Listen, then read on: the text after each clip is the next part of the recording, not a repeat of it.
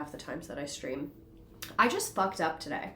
Not with this. I just fucked up generally speaking. Like, I'm one of the type of people, I really need structure to, like, not go crazy. And then, like, I've kind of been slacking on that recently. Like, normally I wake up every day and, like, I take a walk and do all that. And I just have had, like, I don't know. I didn't eat or consume caffeine in the correct timing and quantities today.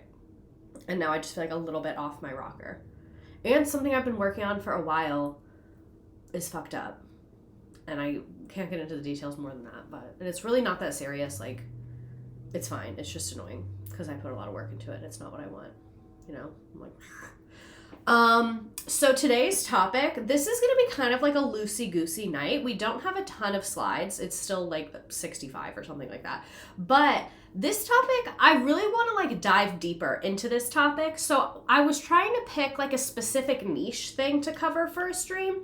And I was like, really couldn't decide, and I was like, let's just talk about it in general, and then the niche will find itself and we can do it in a couple weeks. So when I say youth culture of the 1960s, we're going to talk about like high level about a lot of different things that were going on with music and like sexual norms and social justice, anti-war movements. Like, we're going to talk about a lot of stuff tonight. And if there's anything in particular that like we're really into, then I want to focus more in on that later, because it's literally just like the 1960s has so much going on. And I felt like youth culture was a good way to explore that and then figure out where we want to explore further after that. And this is a mixture of slides. Let me tell you actually where this is from, because I've used these slides with y'all before. Oh, I hope it was logged in on this. I've used these slides with y'all before. Y'all usually like them. A lot of them I made. I don't know my login to this. A lot of them I made, but then a fair amount of them are from Teachers Pay Teachers that I use with my AP students. So obviously the ones that are like in-depth and opinionated are not the ones I use in class. Great time to give the disclaimer. The views and opinions expressed in this program are those of the speaker and do not reflect the views or positions of any entities they work at or represent. This is me in my personal time doing my thing. So there's like way too many cars stopping right here. That was like the third one. What's going on? I'm the neighborhood watch. So some of these things are things we talk about in school, but most of them are not. And I really want to tell you who makes these slides because they're really good. And I use their slides a lot, and I bought them on Teachers Pay Teachers, so I'm trying to log in to see my, like, purchase history. Yeah, my purchases, that's what I want. Oh, did I even purchase them on this account? They are from the AP shop on Teachers Pay Teachers. They have slides for lots of AP classes on there. I think mainly history, but I don't know. They're really good. They have a PowerPoint for each topic of the year. This is like not sponsored in any way. I just really like what they're doing. And I didn't want to present something as falsely mine. I put their link down there if there's any teachers here who like want to be a part of that. Yeah, it looks like they have like AP US, World, and Euro. So that's like all social studies stuff. But yeah, really, really cool. Great work going on over there. Sorry, I told you I'm feeling a little bit off my rocker today, and then having to open that, now I have like a million windows open. How are y'all doing? Let's talk about that for a minute.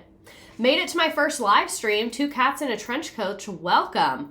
Would you ever stream on The View? I feel like it has a good mix of pop culture and current event lore. I am not a watcher of The View, so I'm definitely open to it, but I just like don't know enough about it. 'Twas supremely disappointed to be absent last week, so eager to be back. Welcome, Lemur Banana. I watched a poli-sci lecture on Iran this weekend, and I feel so ready for this class. Oh wait, did this like go ahead when I didn't want it to? Yeah, there we go. It hasn't started yet, right? I can't see anything. No, we have not really started yet. I mean, I've just kind of been talking. I'm like itchy. I've been outside a fair amount and I think bugs bit me. Next week's stream is going to be cool. Y'all, and this is going to be cool too. Just like I said, it's not going to be as like niche or super in-depth on one thing. Next week is going to be very in-depth about a very specific thing. I did not know this until very recently. So I did know that during the Great Depression, a bunch of people went to California because they were like, the Dust Bowl ruined my entire life and I needed a job. So they went to California. I did not know that California had like border patrol. Like they were like, we're done. Like you're not coming here. And it really goes back to like one of the like the chief of police in LA, like his thoughts about it. It's really crazy. I listened to a podcast about it recently and I was like, that's something we need to be looking into. Do you have a stream on Hillary Clinton? No. I have a lot of mixed feelings about Hillary Clinton. My mother gets very angry when I talk shit about Hillary Clinton because she's like, she paved the way for so many women and like I get that or whatever, but like mistakes were made and there are things that I'm upset at her personally for. The one thing I will give her is she did say my favorite quote of all time, but I hate that she said it because I don't want to like put it in my email signature or anything. Like to me, this is the quote that would be in my email signature if Hillary Clinton didn't say it. Not that I think she's the worst, but I definitely like am not a huge fan of hers. Like she's not the best to me. So like she's not making the email signature. She's just done too many things that I'm like about. But a quote that she said that I love is there's no such thing as other people's children. And that's like one of my favorite quotes of all time. I think that like rings so true to how I feel about the world, that like children are everyone's responsibility and children are so important. And like children should have rights and stop getting treated like shit by society and people with power. And so, yeah. Okay, so this is my take on Hillary Clinton. I want a nuanced source of info about her. I'm not against doing Hillary Clinton, but it would literally take me like weeks of research. So this is one thing that I think about Hillary Clinton. I heard a like women's speaker talk about this one time. I can't remember what her name was, but she named this thing and she calls it the smush. And it's basically this trap that a lot of powerful women find themselves in, where like you can't be too sexy, but you can't be too like matronly. You have to be smushed into the middle. You can't be too loud, but you have to assert yourself. So you get smushed in the middle. And I think that's kind of what happened to Hillary Clinton, is that like she has just been ripped apart by the media because of sexism and misogyny for decades, that she comes across as so inauthentic and so fake to me. But I understand why she does, and I empathize with that, because I think if I had been getting ripped apart by the media for 40 years, 50 years, like however long it's been going on, I think that I would also be really like, insecure is not the right word, but like you would just have your guard up and just be thinking about every little thing you're saying and like just not come across authentically at all. So I do feel for her in that regard. Jody25, thanks for subscribing for 8 months on a 5-month streak, period. So yeah, that's how I feel about Hillary Clinton. Because I will say, when I look at the work she did earlier in her career, like before Bill Clinton was famous and before they even got married, I do think, like, you look at the way she dresses and you look at the work that she did and the rare clips of her back then, she comes across so much more passionate and authentic. And so I wish I could see Hillary Clinton in a world free of misogyny. Like, I just feel like she would be such a different person. And I think that, you know, I don't know her personally, but I think that she has very often sided with people that have done horribly unethical things. And I don't like that. So I guess that's my take on Hillary Clinton. Sometimes I wonder if she would have been president, bigger / popular, if she wasn't tied to Bill. Well, this is what I was saying when my mom gets really angry when I talk shit about her because of the whole smush thing. My mom, that's the funniest thing about her.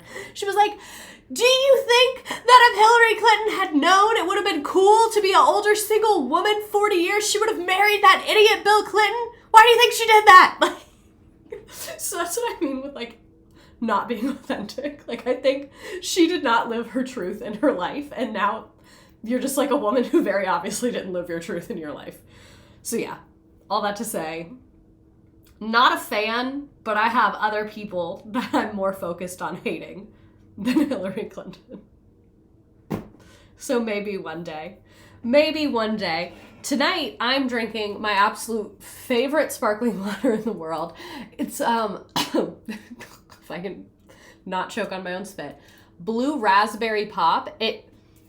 It's kind of tastes like a bomb pop, but I'm not going to tell you it tastes like a bomb pop. It's like the LaCroix version of a bomb pop. Like, it tastes like it has, like, the whisper of a bomb pop. But it's so, so good. She gets away with way too much blame for Monica while they're both victims. Well, here's the thing. Maybe I'm wrong to say this. I truly think she didn't give a fuck. Like, I think outside of the public embarrassment, she did not care. Like, I don't think she cared about the act. I think she cared that he was stupid enough to do it at work and get caught. Like, that's my personal opinion, because it does not seem like they are married for love, and just the outside looking in. And is this a safe space, I say on the internet, with over 100 people watching, that's going to be posted forever? I may have heard through the grapevine from someone who had a relative that worked in the White House while the Clintons were there that they are not married, like in the traditional emotional sense. They are business partners. They do not sleep in the same room. They talk in the hallway. Everything's very business. We got this appearance, where you're going here. And that is the dynamic between them. And that rings true to what I have observed. And then how do I put this delicately? Because this is the internet and I don't want to say anything bad. But I have heard that both Hillary and Bill have have close friendships outside of their marriage. Some of them long term, with some people you might least expect. I'll leave it at that. It wouldn't surprise me at all if their marriage was strictly professional. Yeah. I remember our class joking about them using a bunk bed during the Monica stream. So that's why I think, like, when he cheated, she was like, "Kay." She was like, "Oh, likely thing. I worked in politics for years. It's definitely true." Yeah. I disagree. I think Bill and Hillary are the epitome of a wonderful marriage. Do you work for the DNC? Like, I don't want to spill the tea. I don't want Hillary Clinton to be mad at me if she sees this. I just heard a rumor that Hillary Clinton, like, really values her female friendships. Like, I just heard that Hillary Clinton is, like, women's rights and women, we have to have close, long relationships with women. That female friendship above anything else. Yeah. I like female friendship. Doesn't everyone value female friendship? I believe. Okay. Anyway, so the youth culture of the 1960s. Let's get into something that won't get me put on a list. Everyone's saying, "Oh, I didn't say that. I never said that. I would never say that." Also, everyone says if you have nails, you can't open stuff. This is how I do it. I, like, don't open it with my nail. I open it with, like, the little fatty callus part of my finger. That's what I do. Man, he could have just not slept with his intern and no one would have known, probably. Exactly. And I think that's probably what he's done historically and after that. If she came up today with that, like, that's what we're saying, is it's like, she didn't know. Like, the decision she was making, we live in a world she had not conceived. So, big part of the 1960s youth culture, social revolution and cultural movements. I'm sure a lot of us have seen this photo of the people putting, like, the flowers in the weapons of, I believe that's the National Guard, not 100% sure though. Yeah, y'all have seen this. Let's get into it. Who are these people? What are they doing? So in the 1960s and 70s, there was an emerging pattern of social and cultural anger by young Americans. So keep in mind, let me set the stage for you of what's going on at this time in history. 60s and 70s, Vietnam War is going on, Cold War is going on. During and after civil rights movement, women's rights movement. So, like, that's a lot of the stuff that we're going to talk about today. So young Americans were kind of like, we hate the government and we hate everything and change it. I picked this topic because I think this, like, it very much resonates with the times that we're going through right now, especially when you think about, like, U.S. involvement in foreign conflict, especially when you think about, like, gender and sexuality and race and things like that. Like, I think there's just a ton of parallels. My grandma went to Wesley with Hillary. OG Hillary was cool, but Bill killed the vibe. That's what I'm saying. That's what I think as well. That's my theory. I hope you've been resting so far this summer. I've been running around like a chicken with my head cut off. I don't really know why. So, do y'all hear that? What's happening right now? Hello? Student movement and the new left. Not the new left of now. New for the 1960s. So some of the first people to really rebel against established authority were college and university students, very much as we see today. That is just like historically accurate through time, that like generally the young people of this generation are more like of the whatever time you're living in, the young people, the generation that's like coming up, they're the ones to notice more things. And especially like they have a lot of their life ahead of them, especially if they don't have children yet, like they can focus on these things. And in 1962, a newly formed radical student organization called the Students for a Democratic Society held a meeting in Port Huron, Michigan. This is one of the things that might be a future stream topic. Like I said, there's like a ton of topics tonight that we'll touch on, that some of them I want to go more in depth on over the next couple months. So if you see something that you're like, I want to know more about that, feel free to chime in, because that's how I'm going to like feel it out from here. Also, can I just say, like, that guy's beard is crushing it. Crushing it. I'm in Michigan. I love Michigan. I was in Ann Arbor, when was that? October, I think, and it was beautiful. I've really never spent that much time in Michigan. I have some family there, so I went one time when I was a kid, but it was beautiful. If it was not freezing, I would consider it a place to live. So they were following the leadership of Tom Hayden, and they issued a declaration of purposes known as the Port Huron Statement. It called for university decisions to be made through a participatory democracy so that students would have a voice in the decisions that were affecting their lives. So again, like very similar to, I feel like, what we saw with so many students protesting their universities, and their universities, a lot of them were like giving research and information and getting funding from the government of Israel, or like had ties to the government of Israel, and students were upset about that because of the genocide happening in Palestine. And I know that was like lots of people protesting graduations. I guess this last graduation season and the one before that, because it's been going on for a long time now. So kind of similar vibes to at this time, like students want to have a voice in their university of decision making and things like that. So they were a prominent organization in the 1960s, like we said. They were originally evolving from the Student League for Industrial Democracy, which is a youth branch of a socialist organization. So OVs, like the government's gonna be like, don't do that.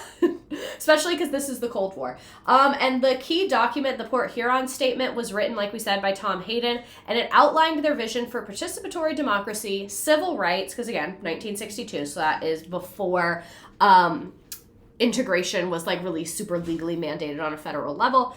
So like height of the civil rights movement, and opposition to militarism, because the Vietnam War went on for 20 years, starting in 1955. So by this time, we're like pretty deep into the Vietnam War. I just watched an incredible Netflix documentary about the Vietnam War. It did make me cry.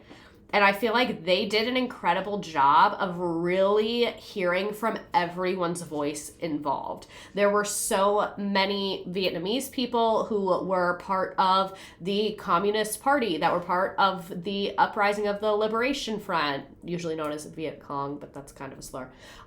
There were people part of the South Vietnamese, like, provincial government. There were people that worked at the embassy. There were tons of veterans. Like, you really, and it's long. I don't remember, but it's new, and it's like 5 or 6 episodes. Oh, I'm not logged into Netflix on this computer. Damn it. Maybe I'm logged in on my phone. Pause. This is why I picked this tonight, because I really wanted to be able to get distracted. No Netflix, but fucking Nearpod. Okay. Yeah, no, I'm not logged in. Damn it. Merc.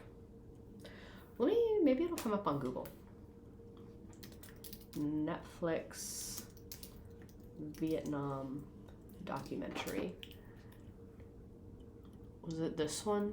Turning Point? Yeah, I think it's called Turning Point, the Vietnam War. It's 5 episodes. It just came out in 2025. Turning Point. I think if I send this link, it'll work. Maybe. There we go. Let me put on the multi-stream chat. I always forget about y'all. Turning Point, like the turning point. But yeah, and it went into like, it had so much that I didn't know. Like, that's what I mean. A 20-year war, like, there's just so much information on it. Also, I kind of want to see the Port Huron statement. Let me Google it. Port Huron statement.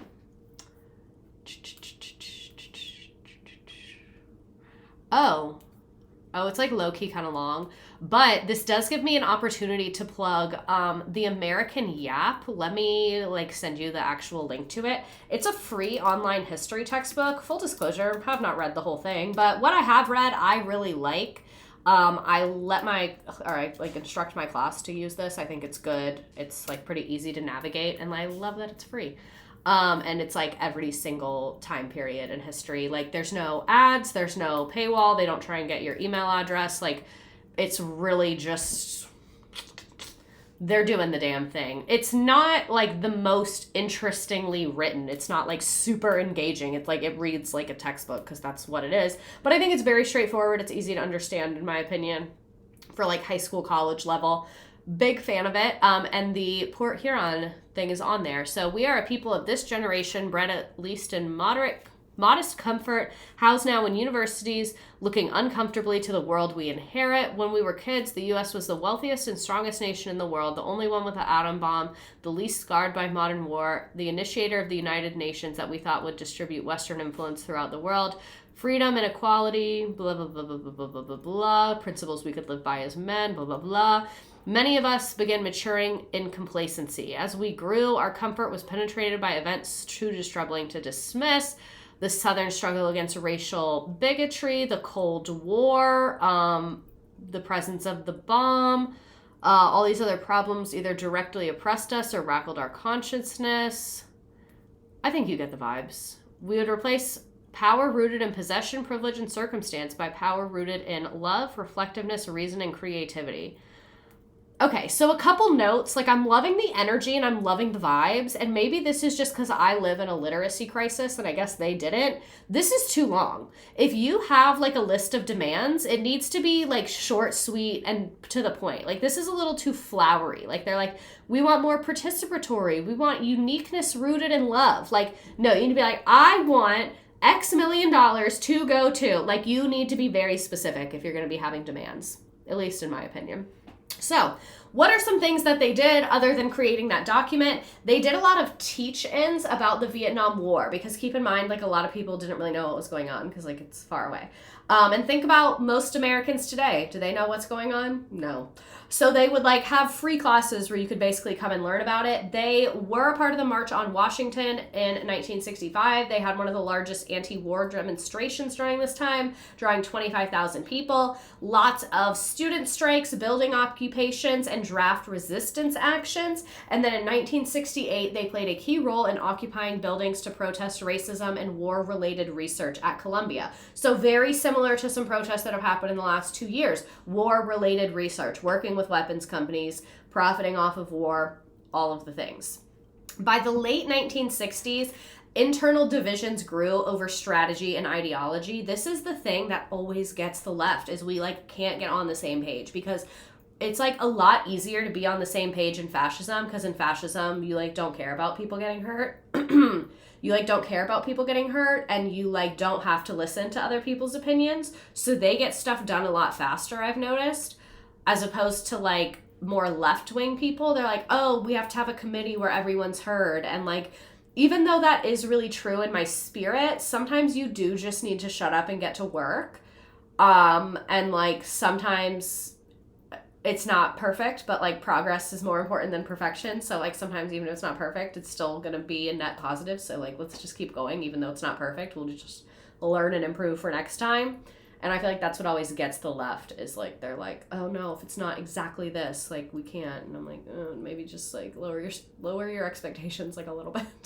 Like, not lower your standards, because you should be working towards like all the things being perfect and equal and great. But like, yeah, progress, like baby steps. And I feel like some people hesitate to take baby steps because they're like, oh, but that's not the end result I want. And it's like, okay, well, that wasn't really an option right now. So, you know, by 1969, they fractured at their national convention. The radical Weather Underground faction emerged. They advocated for militant action. We'll talk a little bit about them as well. And again, like, some people are a little more extreme than others. Some people, violence is like not a deal breaker for them. Other members formed more localized or moderate groups, but they eventually disbanded in the early 1970s. So that's kind of one of our options that we could learn some more about, is the SDS. But activists and intellectuals who supported these ideas became known as the New Left. So the first major student protest took place in 1964 at Berkeley, the University of California. Very common place for protest. The Berkeley children love protesting. Calling their cause the free speech movement, Berkeley students demanded an end to university restrictions on student political activities. It's crazy that college kids back then look like boomers, because that's when boomers were in college, because like that's the boomers. So that's why they're dressed like that and they have their haircuts like that. But I just feel like people look so much younger now. This is some video from that free speech protest. It's been said that we've been revolutionaries and all this sort of thing. In a way, that's true. We've gone back to a traditional view of the university. The traditional view of the university is a community of scholars, of faculty and students get together who, with complete honesty, who bring the hard light of free inquiry to bear upon important matters in the sciences, but also in the social sciences, the question of just, what ought to be, not just what is. Now, that traditional view of the university, that's the one that had been attacked by the revolutionaries, by those who... I'm sorry, I know it's like important, but he's just not that engaging of a speaker. Like, I gave you 57 seconds, so you didn't grab me. So, I don't know what the fuck happened here. Oh, there they go. My computer's just loading a little bit slow. So, by the mid-1960s, students across the country were protesting a variety of university rules. These are the main university rules that I'm happy they're protesting. They had rules against drinking and rules about dorm visits by members of the opposite sex. Look at all those students that are like, we want to drink and fuck. And I respect that, because you do have free speech, man on the bottom left. And you should be able, if you have to pay for a dorm, you should be allowed to do what you want to do in that dorm within reason. His speechwriter needs to be fired. That's insane that they used to have those rules. Especially, I think, like, a lot of the rules were really sexist, and they would only enforce them with the girls' dorms, which, like... So, they also demanded a greater voice in the government of the university. These demonstrations escalated when the U.S. involvement in the Vietnam War escalated. So, hundreds of campuses were disrupted or even closed down by anti-war protesters. So, some of this we've talked about if you're like a regular attendee. We've talked a lot about the Vietnam War around here. Not in a couple years, though, actually. So, end imperialist aggression in Vietnam, end the war. So, let me give like a really quick TLDR of like the Vietnam War for anybody that doesn't know, just like give you context here. So basically, Vietnam, it's after World War II. Vietnam had been getting imperialized by France for a long time. There had been a lot of conflict in Vietnam historically because they had been being like oppressed by Europeans, and that's not fun for anybody. Well, for the Europeans, I think they like it. But anyway, so after World War II, Vietnam is like, we would like to be our own country. And in the north, Ho Chi Minh was like a communist leader in the north. So Vietnam is kind of like split in half. You have communism in the north and a slightly more capitalist society in the south. Sidebar, from my sidebar, I hate when people say the North was communist and the South was democratic, because there were not free and fair elections in the South. And communism is a economic style and democracy is like a political, like they're not in the same category to use them. Like you're doing apples and oranges if you say that. So anyway, the South was very closely allied with the US, very capitalistic. The North was very communist. And so the North was being heavily supported by the USSR, so naturally the South America is like, you're our best friend, we have to win this war. That is called a proxy war. So we are basically fighting the USSR without either of us actually declaring war on each other. We're just both helping. But it was like a huge shit show, and the government of the South was like super corrupt. They didn't have fair elections. They killed a lot of people for religious reasons. It was just like really bad. So then eventually there was like an uprising in the South that was like, we hate the government. We want to be part of the communist North. And then the government in the South got like toppled. And so then the US was like, oh, we're helping the South, but like, who is the South? And it went on for 20 years. And it was just a mess. And technically it ended after 20 years. But what I learned from that documentary is it didn't really end. Like conflict just kept happening. And the US like really fucked over a lot of people. And a lot of people died.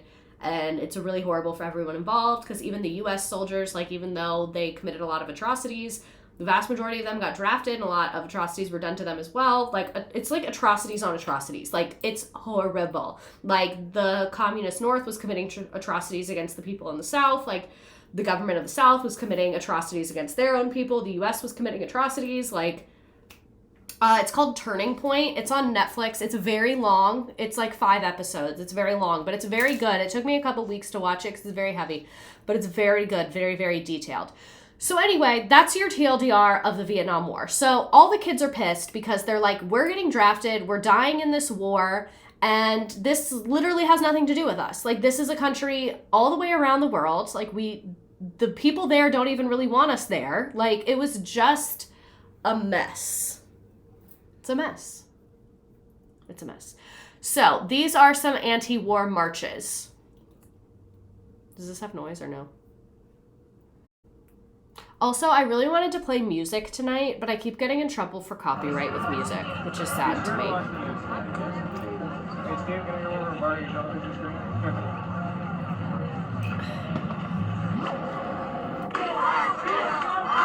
It's not in my hair.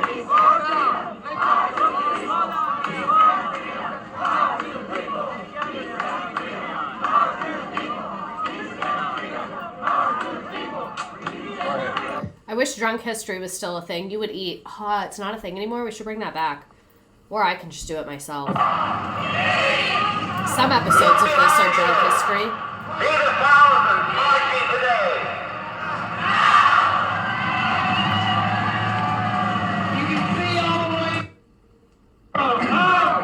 And then, because the war went on for so long, tons of veterans were coming back because you're only at war for a couple years. The war went on for 20 years. So you have all these veterans being like, we should not be over there. It's an unwinnable war. This is fucked up. I'm fucked up now because you sent me there. So like, it was really bad PR for the US government, but the US government was like so committed to like being like, we will not let it fall to communism, that they literally were just like taking loss after loss. And then the war got prolonged because like they knew that the war was unwinnable, so no one wanted to pull out because it would make them look bad in election years. So they just like kept it going for years.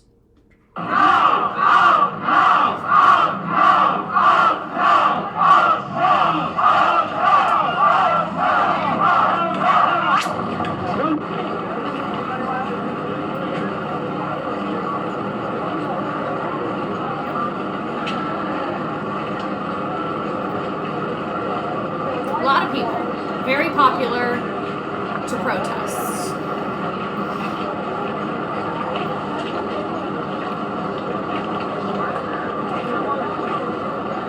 Richard Nixon is burning in hell. We can only hope. Bring all the GIs home.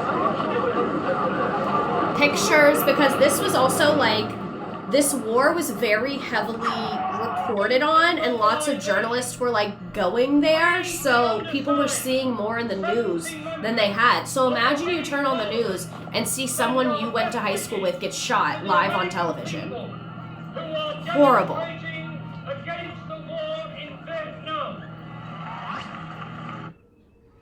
So yeah, you get the vibes. Lots of protest during this time. One of the more radical groups was called the Weathermen. So this is a fringe of the SDS that we talked about earlier. What does SDS stand for again? I already forgot. Students for a Democratic Society. I should know that, but I forgot it. Sorry, my brain is broken. So, the Weathermen. They embraced violence and vandalism. They were like, we got to get shit done. Violence makes people pay attention. Violence makes people listen. So they were like, let's bomb buildings. Let's fuck shit up around here. And you can imagine a lot of people that are anti-war were like, well, I don't really like it when people get hurt and there's fire and bombs. So that created a fair amount of division. This is another idea I have for a more in-depth topic because I do not know much about them and I would like to learn. I'm very interested why I don't know more about them. So, let's learn. Be curious about is did they hurt or kill anyone? I do not know. And I just want to know more about them because I'm inherently against violence. I think violence is horrible and violence just breeds resentment generationally and is sometimes effective in the short term, but always has worse long-term consequences. So that's why I'm against violence. But violence against human beings. I, for one, find some activism to be admirable. An example I will give is sometimes when climate activists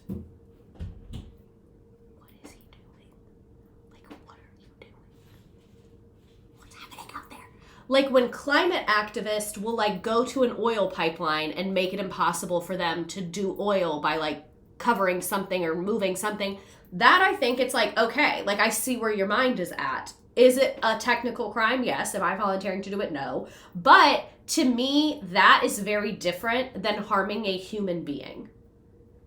You get what I'm saying? So that's why I'm curious, the bombing of the buildings and it's saying they had violence. I'm curious what that looked like. I'm not saying they're good or bad or right or wrong. I just need to know more. And I'm very curious about that. How did the boomers go from this to how they are now? Motherfuckers to control this thing right on their ass. The FBI said the Weather Underground organization, which took credit for the bombing, is the same radical group which was responsible for the bombing of the U.S. Capitol in 1971 and the Pentagon in 1972. But federal officials don't see their point with that. Even though it's not the personal stance I have, and I think nonviolence is very important because I think when you start being violent, you just become them and it's just violence on violence.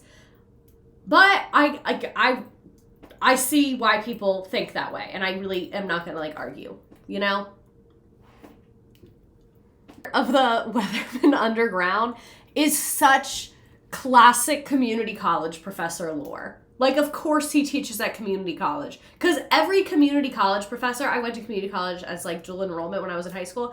Every community college professor has the craziest lore ever. I'm struggling to see how that helps anyone. I'm struggling to see how that moves society forward. I'm open to hearing you try and change my mind, but I'm struggling to see how an armed robbery corrects injustice. That's where you're losing me a little bit. Took an oath. So again, I think that might have to be the topic that comes out of tonight. That's really, really, really intriguing to me. In the eyes of most Americans, their extremist acts and languages only discredited the New Left. So this was kind of really, really terrible PR. It made the left and the anti-war movement look not great. One of my professors was the Ted Bundy murder investigator. Exactly. So let's talk about counterculture. You've probably heard this term before. With the political protests, this went hand in hand with new counterculture. So this is young people expressing rebellion. So counter means opposite from the current culture. Because think when were most of these people born? If this is the 60s, 70s, most of these people were born in the 50s. So think like 1950s, cookie cutter house, everyone living in a house that's the same as each other. Levittown, if you remember when we learned about that, everyone's dressing the same. It's very like mom, dad, 2 kids, white picket fence. Like, so people were kind of like, I don't want that. Like, I don't want to wear a pastel Easter dress. Like, I want to be outside. And that's what they were doing. Rebellious styles of dress, the music, drug use, and for a lot of people, communal living became a thing because they were like, I don't want that separated life where like it's keeping up with the Joneses and every single house on the block, like you're all isolated in your own homes alone every day. They're like, I want to live with a large group of people, which is, if you look at human history, kind of the way that we're designed. Same as whales. Like whales travel in pods. Like that's a lot. So this is what you probably think of as the hippies or the flower children.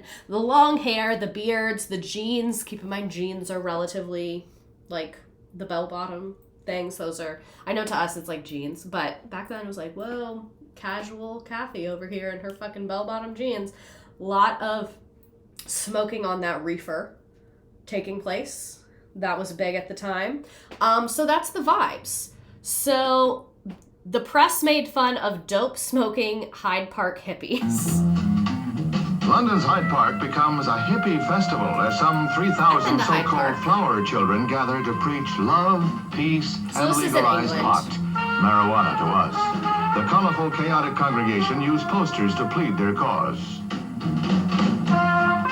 A confiscated accordion used to accompany Buddhist chants, and the speedily removed smoke bomb were the only incidents. The nonviolent demonstration brought stares, gasps, and chuckles. And this just has to be the living end. So, yeah, that's kind of the look. CBS interview from the 1960s about the hippies. I haven't watched these videos, by the way. Hippies sitting on the street in their bare feet, and women couldn't walk around them. As far as I'm concerned, they should have been charged there and taken and incarcerated, because not only do they have rights, but I think the decent people of Vancouver have rights too. Can you charge someone for not wearing shoes? This is a group of society, and it's not a racial group. This is as of their own choice. He's like, this is not a race issue. Drop out of society onto society. They want to contribute absolutely nothing to the welfare of the community, and yet they look to us for all the services. They expect hospital care when they take bad trips. They expect police protection when they get into trouble, and yet when the police are around, they shout fuzz. They expect the public libraries, the parks. They don't want to pay taxes. They want to take everything and give nothing. He's so They mad. are parasites on the community. We've got a scum community that have organized, have decided to grow long hair, have decided to pretend to be hippies. They want to take everything, give What do you nothing. mean pretend? Half of them are American draft dodgers who won't even fight for their own country, who are up here for protection. If they were in their homeland, they'd be in jail. Oh, because he's in Canada. Now, if we were in They're trouble, draft if they dodgers. wouldn't fight for their mother country, what do you think they'd do for their adopted country? Nothing, which is exactly what they're doing now. Nothing. Oh my God. He's so mad. So another thing that was like kind of going on around this time, the Summer of Love in San Francisco. Here's some pictures of it if you don't know what that is. It's basically just a bunch of people hanging out in San Francisco. Let's watch this. This is Hippie Bus Tour Hippie Bus Tour San Francisco Summer of Love 1967. I would say that the last 18 months have seen a tremendous increase of the so-called hippies who have invaded and lived in this area. So part of what happened in 1967 with the Summer of Love is, if you don't know, the weather in San Francisco is fucking phenomenal. Like, it's really, really comfortable year round. So if you're just going to be outside and live outside, that's kind of the spot to do it. And San Francisco has a ton of beautiful parks. Like I said, it's gorgeous. So it just kind of spread through word of mouth. Like a bunch of hippies were hanging out there and we're like, invite your friends. And people are like, oh, I heard it's lit in San Francisco. And again, a lot of these people are dodging the draft. A lot of these people are living in communes, traveling on, oh, I froze. I'm back. Traveling in buses, going around the country. So they just kind of get word like, oh, summer in San Francisco, we lit. And then a bunch of people went there. And then the residents of San Francisco were like, hey, there's like 100,000 people just living outside, smoking pot, singing and dancing, which, like, I'm trying to go to work. And, like, valid, I guess. But also, is it? So, yeah, that's the Summer of Love. So now I'm thinking, I want to keep track of my ideas for this. Because now I want to do one about the Summer of Love, too. Let me know if y'all are into these new ideas, because like I said, we're going to talk about a lot tonight, and I could very easily get distracted, which I am. We've already been here for almost an hour. Summer of Love, Weatherman, SDS. Cool. All right. So, this is sort of related. We're running out of time, so I'm going to skip over this. So the folk music of the time was Joan Baez, I think that's how you say it, and Bob Dylan. And again, I really wanted to play music, but last time I played music, I got like a very scary email from Twitch, and they made me sign an oath saying that like what I did was not stealing and that I would never do it again. And so I'm afraid. So also this is probably what you know, the rock music, the Beatles, the Rolling Stones, Jim Morrison, Janis Joplin. Great music from this time. This, in my opinion, is one of the greatest musical eras that America has ever had. This almost reaches the greatness of Britney Spears. Not quite, but almost. Where the 1960s psychedelic look came from. If someone were to show you these album covers, or these posters, I love Vox. Even if you've never heard of the bands featured, you'd probably be able to guess what kind of music they play. This style has become synonymous with the psychedelic 60s.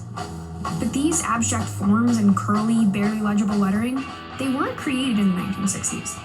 They came from a celebrated art movement, one that started almost a century earlier. Okay, art. Love art. In the late 1800s, new technology, electrical power, telephones, cars, was changing the way the world worked. And the way I took a whole class on the Beatles in college. God, I love college. Living through this technological revolution were not so into all the new industry. To be blunt, they thought it was ugly. Real. Out of this conflict, a new global artistic movement was born, one that went by many different names, like the Secessionists in Austria and the Glasgow School in Scotland. But you might know it as Art Nouveau, which literally means new art in French. Its creators wanted to make art that reflected the vibrancy of city life.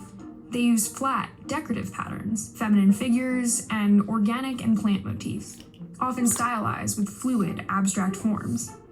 And they applied this new visual language to just about everything. This is from pretty. Architecture to paintings to textiles. I love individualism. Because they believed that aesthetics should go hand in hand with utility.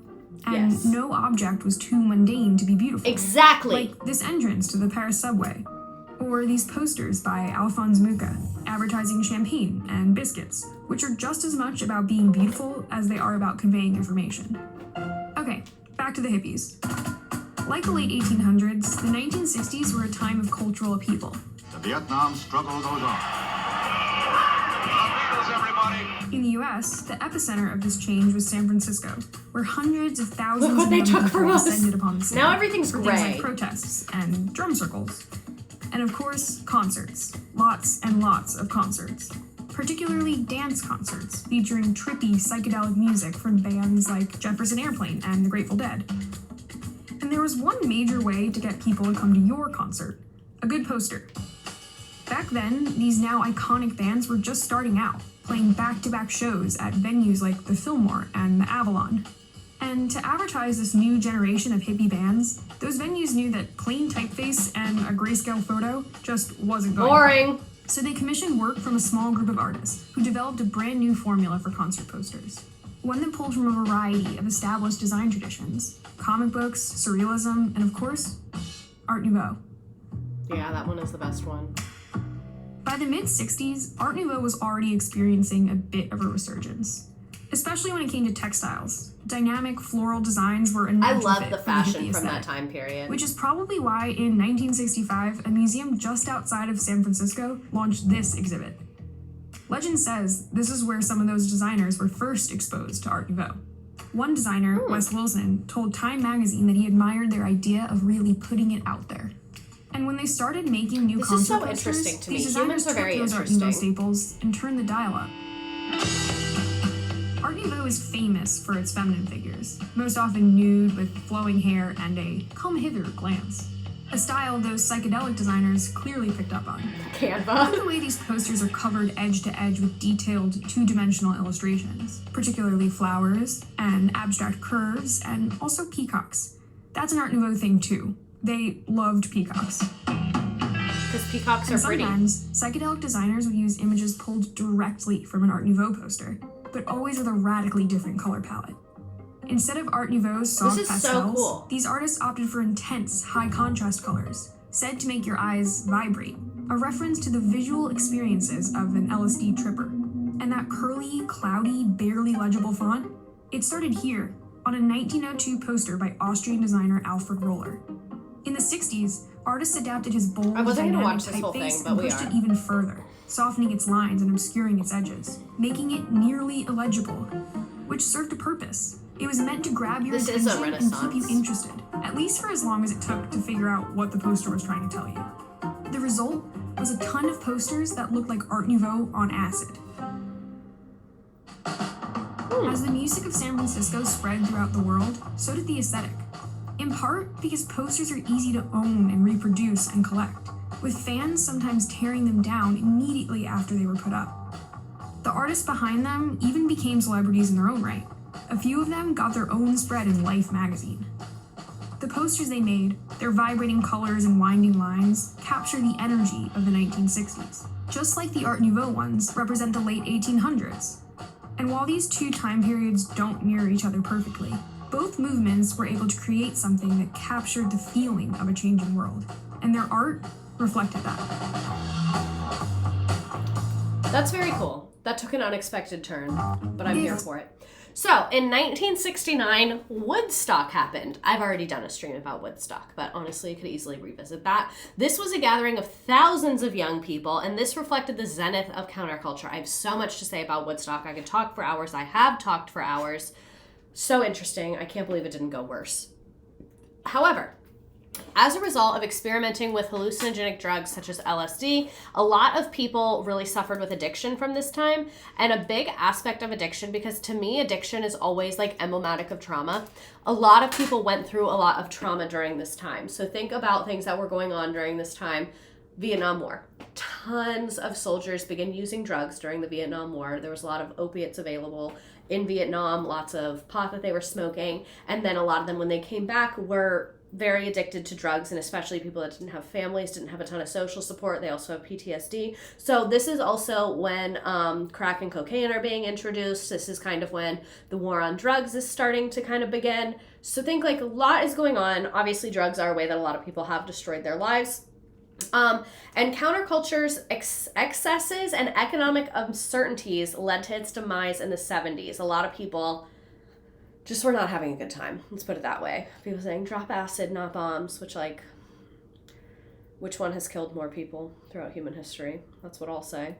The LSD fueled San Francisco's Summer of Love. I talked about this a little bit already. San Francisco trembled as a cultural earthquake shook the city. Thousands of young people from around the country were descending on the city's Haight-Ashbury district.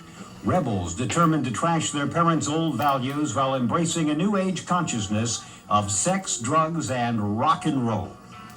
Encouraged by a loose coalition of beatniks, poets, and writers, these early denizens of the Haight-Ashbury cosmos called for a summer of love in San Francisco, but somebody forgot to tell Police Chief Thomas Cahill.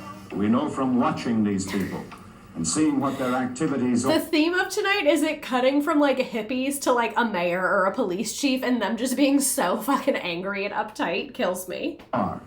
And particularly they their activities as had far the beginnings as of therapy, so marijuana, yes. LSD. These are making no contribution to their own lives, to the lives of the community of San Francisco, nor to society as a whole.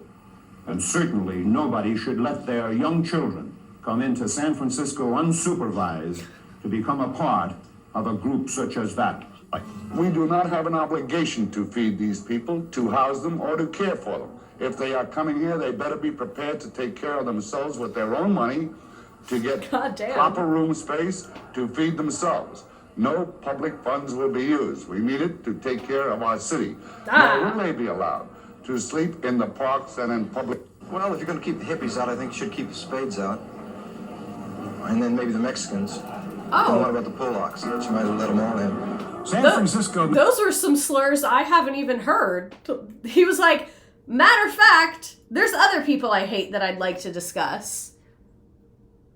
Sorry, there was a small child on a bike that looked a little concerning for a second. The silent generation was not May not having have it. put out the welcome mat, but it was too late to stop the exotic immigration in the Stay city mad by at the Golden local Gate. youth. Like it or not, San Francisco was host to a hippie happening, and the cultural clash was inevitable. There was very much a sense of we can drop out. Don't let your children come to San Francisco when you kick them out the instant they turn 18. That's also true. And the two cars and the sort of dad and mom and buddy and sis checkerboard squares kind of existence. Is that money there, Bernie? Oh my God, that's a $5 bill. Well, that's just stupid. See, this looks like a vibe. What's the problem? Everyone's having a good time. He's happy.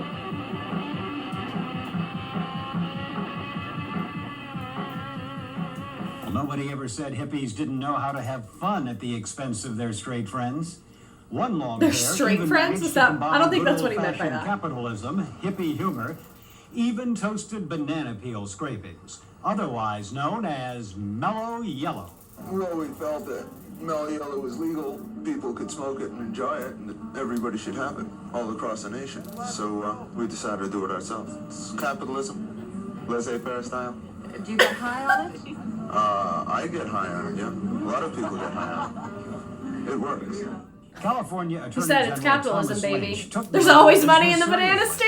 stand. If the description I like you. given by some of the participants is correct, I can see many problems, and I'm sure we'll have to take a good look at it. By the summer of '67, be-ins, love-ins, and happenings were a regular routine in nearby Golden Gate Park. And the fact that the flower children were destroying the flower beds triggered a powerful instinct in the park's chief gardener. He Oh, that's wanted not revenge okay. on the long-haired They're hippie. like trampling the flower beds. Don't do Out that. of a couple of them, if I can get a hold of them. Yeah, as well as mowing the lawn, we might mow a few of them. Oh. It's unclear exactly who was counting, but media reports estimate that more than 75,000 young people floated through the Haight-Ashbury in that supernatural summer. 75,000. That's a So lot of many people. tourists jammed the Haight to see the freak show that the Gray Line sightseeing line added special hippie tours. We are coming up to the beatnik area. Not the hippie All the tour. stores out in this area. Been taken over by the beatniks, and Trump was young at this time, but you know he wasn't invited to anything cool. He was busy practicing housing discrimination or something. Yeah, and he was a draft dodger, as someone mentioned earlier. Picture taken. Come on, over here and smile for the camera. It's improving by the second. What's that moving on his bike? One of the more lasting characters to come out of the Haight hippie era is a songwriter, poet, and professional epigrammicist with the unlikely given name of Ashley Brilliant. Honest. Mr. Brilliant entertained tourists Mr. with Brilliant, lyrics that's a like baller. Hippie hill, if you've got a lifetime to kill, millions of moments by day and by dark, might as well spend them in Golden Gate Park. You don't have to be mentally ill to enjoy sitting perfectly still. Yeah. Feeling so placid while tripping on acid. It's happening on Hippie Hill. Sure, people got busted for possession of drugs, but there was a mountainous amount of mind-altering substances available, and at prices that were astonishingly low, even by 1967 standards. The fellow that bought these paid $10 a piece for them, and say 2 or 3 months ago, they would have gone for $7.50. And he can make about how many cigarettes out of that? Out of a bag like that, maybe 60, 70 cigarettes. San Francisco's finest staged an People endless just be doing series of anything. raids on Haight-Ashbury pads, but since it appeared that every other hippie was dealing drugs and sharing them with his friends, the cycle was essentially endless. The state of...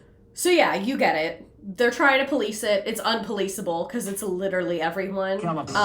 So yeah, let's talk about the sexual revolution. Imagine trying to date in this time. I would be making bad decisions. I will say, if you had to be alive in an era of American history that's not the one you're alive in now, which one would you pick? I would pick to be born in like the mid-50s, I think.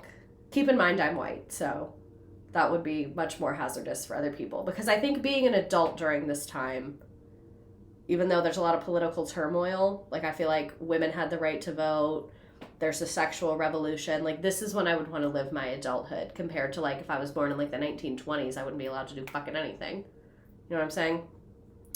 50s or 60s, so I can see the progression of technology. Yeah. So anyway, the sexual revolution. So one aspect of counterculture that continued way beyond the 60s was many attitudes around sexual expression. We became a lot more like open as a society. This is also when Roe versus Wade existed. So let's get into it. So traditional beliefs about sexual conduct had originally been challenged by Alfred Kinsey because he had a lot of surveys. And basically what we found out is that all of these rules we had around sex, people were breaking them. They've been breaking them for years and years and years. We've known this. We have known this. Like, people knew this amongst themselves. If you look historically, this is true. But all these rules, no sex before marriage, no being gay, no infidelity. Everyone's like, you don't do that. No one does that. They are far, far more common. And Alfred Kinsey conducted a very wide group of surveys where he got data to basically say, hey, you're normal. It's normal to have these urges. This has been going on for a very long time. Like, let's all just be a little cooler about it. People have literally been fucking forever. I read an article one time, this was years ago. I think I read it for school when I was in college, about like sexual norms in the late 1800s in America. And it was talking about how it was like very common for women to have like same-sex relationships on the side of their marriage because like it like wasn't even talked about, so it wasn't taboo. Like it was taboo, but you get what I'm saying. Like people didn't even have a name for it, and it was like relatively common, and like you just kind of didn't talk about it, and it was something that like was behind closed doors, but like lots of people did. And I remember hearing about that, and then about people having sex before marriage. It was very common for engaged couples to have sex. So yeah, people have been a lot chiller for a lot longer than you would think. So this is a little bit about him. He was a sex researcher. From our Sunday morning almanac, June 23rd, 1894. Stop talking about Hillary Clinton. 125 years ago today. The day sex researcher Alfred Charles Kinsey was born in Hoboken, New Jersey. A trained biologist, Kinsey achieved fame, even notoriety, in the 1940s and 50s with a pair of best-selling books about male and female sexual behavior. Controversial research he defended on scientific grounds. I discovered that there was practically nothing known about human sexual behavior in comparison with what we knew about the sexual behavior of other animals. Kinsey based his eye-opening findings on thousands of personal interviews, training his researchers to first put their subjects at ease, as portrayed in the 2004 film Kinsey, starring Liam Neeson. I haven't seen this. If you ease in with innocuous questions, people forget they're giving sex histories. Many of Kinsey's findings and techniques remain controversial, including his occasional reliance on the accounts of admitted child abusers. That's not good. Still, he's widely hailed as a trailblazer in a previously taboo field. Alfred Kinsey died in 1956. The Kinsey scale, like, yep. 62. Today, the research he pioneered continues at the Kinsey Institute at Indiana University in Bloomington. So let's talk about some reasons that he was considered problematic. But the Kinsey scale, if you don't know what that is, it's the idea that basically, like, human sexuality is on a spectrum and you're not 100% gay or 100% straight, that like everyone falls on the spectrum. And I do think, maybe I made this part up and that's like a new wave research, but I believe it was also said that like you can move on that spectrum within your life. So what they believed to be true, which I would believe to be true as well, is that there's a lot of people especially during this time, that, so I don't know the actual numbers of the scale, but let's say 1 is gay and 10 is straight. Maybe someone who's like a 6 or a 7, but they've always been in straight relationships because that's how they've been socialized for society. You know? That's kind of what he's saying there. So his studies, often referred to as the Kinsey reports, were based on thousands of interviews aimed to scientifically document the sexual behaviors of American men and women. His research challenged conventional beliefs. He introduced concepts such as the Kinsey scale that proposed sexual orientation exists on a continuum rather than a binary of heterosexual versus homosexual. It's kind of saying you can be in between. Problems. His work was criticized for using non-random sampling. So non-random sampling basically means like you didn't have a diverse enough group. Like your group could be biased in some way because of where you got people. So random would be like if you got people from tons of different walks of life and you found them all in random ass ways, like in the grocery store, on the subway, on the street, whatever. But if you went to a school and interviewed teachers about the way they budget, that's not a random because it's a category of people. So because he used prisoners and sex workers, people felt like that was biased because those people might have like statistically different experiences. He recorded the data from thousands of personal interviews, but was accused of not verifying truthfulness. So someone might say like, oh yeah, I fuck bitches all the time, but they could be lying. They collected detailed sexual history from subjects, some of whom were minors, which raised ethical concerns about consent and possible exploitation. He was accused of collaborating with known pedophiles to gather data, particularly on the sexual responses of children, which has led to lasting criticism and debate over legitimacy and ethics of his methods. Religious and conservative groups condemned Kinsey's findings for prompting immorality and undermining traditional sexual values. Likely thing that religious and conservative people condemned it. And some psychologists and statisticians criticized his interpretation of data, accusing him of bias and lacking scientific rigor. So the thing about interviewing minors about their sexual experience, I'm not going to say that that's okay because it's not. But this is what I do want to say about what he said, or them interviewing people that were admitting to being pedophiles. He is a trailblazer on sexual research. I would be very curious to see if he was seeking that information or if that information just came out. Because what I would not be surprised at is, like, as we know, sex crimes, child abuse, sexual abuse in children, sexual abuse in general is something that society does not like to discuss. It's what we like to shove under the rug. We like to act like it comes from random people in alleyways and would never happen to you and yada, yada, yada, whatever. So but we also know it is a rampant problem in our society. It is so widespread. It has affected so many people. It has affected so many children on a day-to-day basis. So I can completely see where you interview thousands of people about their sexuality, some of those people are going to say some very fucked up things in the interviews and admit to horrible things. I do fully believe that. So I'd be very curious if he was like, hey, I want to interview some of those guys. Or if it was like, I want to interview people. Oh my God, what do you mean you did that? I'd be very curious. So like with any scientific researcher, and anything in the world, some great data that really pushed society forward and made people learn a lot, and then also a lot of potentially very dangerous things, though. Let's not normalize that, though. But that's what I'm saying. Like, he was researching. So I can see where that would come up in research. And I think that, like, what do you do when that comes up in research? I'm so glad his problems are data collecting errors and not horrible crimes. I'm sure some unethical things happen because you also have to think about it wasn't just him. It is a huge team of people. Think about who signs up to be on the sexual research team. I'm sure exploitation happened somewhere in this. Like, this study is just like any facet of life. Exploitation can happen anywhere. So I'm sure someone did it. I'm not going to say that Kinsey's like 100% perfect person. This is such a delicate issue. It's such a new thing to be researching that there's not protocols, there's not rules, there's not norms, that I can see how some fucked up shit happened. Because when you're investigating and researching something that's so taboo and so not talked about, and also can include so much exploitation and abuse within that topic, Like, I just feel like they were like, whoa, like so much going on. And who's interviewing the kids? Exactly. Because it's like, are you interviewing children as a way for them to like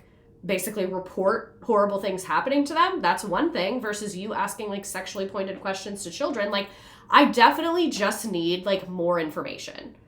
Like, I can just see, like I said, now in 2025, when we do studies, there's more clear ethical boundaries and rules than there were back then. So I can see why some not chill things happened back then.